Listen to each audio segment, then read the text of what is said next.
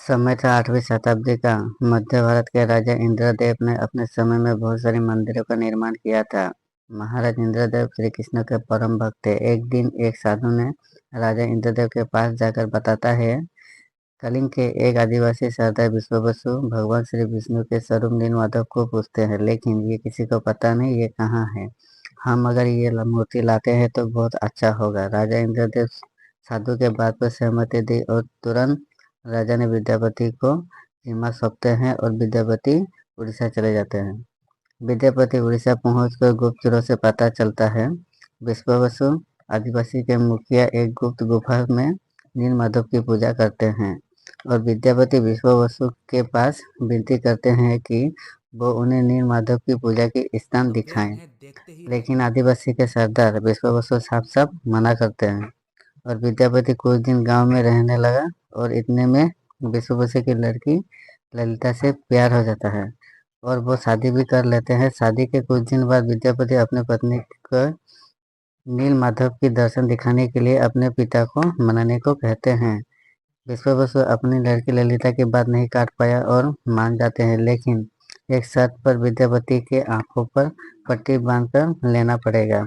विद्यापति बहुत चालाक था। वो अपनी मुट्ठी में सरसों लिए थे और वो उसे रास्ते पर गिराते चले जा रहे थे ताकि रास्ता ना भूल सके। गुप्त गुफा में पहुंचने के बाद जब पट्टी खुली विद्यापति की आंखों से, तो विद्यापति नीलमाधव को देखते ही रह गए।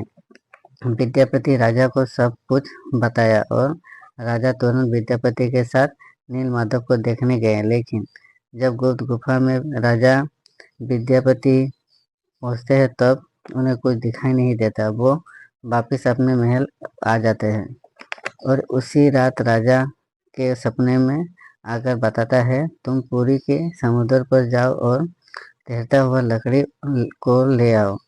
जब राजा पुरी के समुद्र पर देखा, सामने एक लकड़ी तैर रहा था।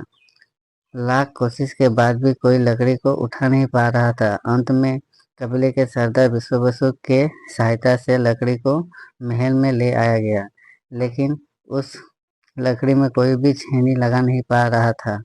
इतने में एक आदमी आता है और शर्त रखता है राजा से कि यह मूर्ति मैं बना दूंगा एक कुछ दिन में, लेकिन मुझे कोई भी बाधा ना डाले और मैं अकेला ही बनाऊंगा, काम में कोई बाधा ना डाले। लोगों की छेनी हथौड़ी की आवाज आती थी, लेकिन 15 दिन बाद आवाज आना बंद हो गया।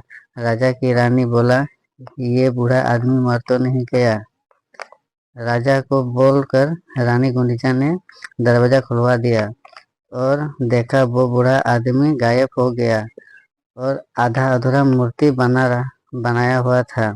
ये बूढ़ा आदमी कोई और नहीं, ये स्वयं विश्वकर्मा भगवान थे जो मूर्ति बनाने के लिए आए थे बलभद्र सुभद्रा जगन्नाथ की पुनर्जन्म होता है 18 साल 12 साल 19 साल में एक बार होता है।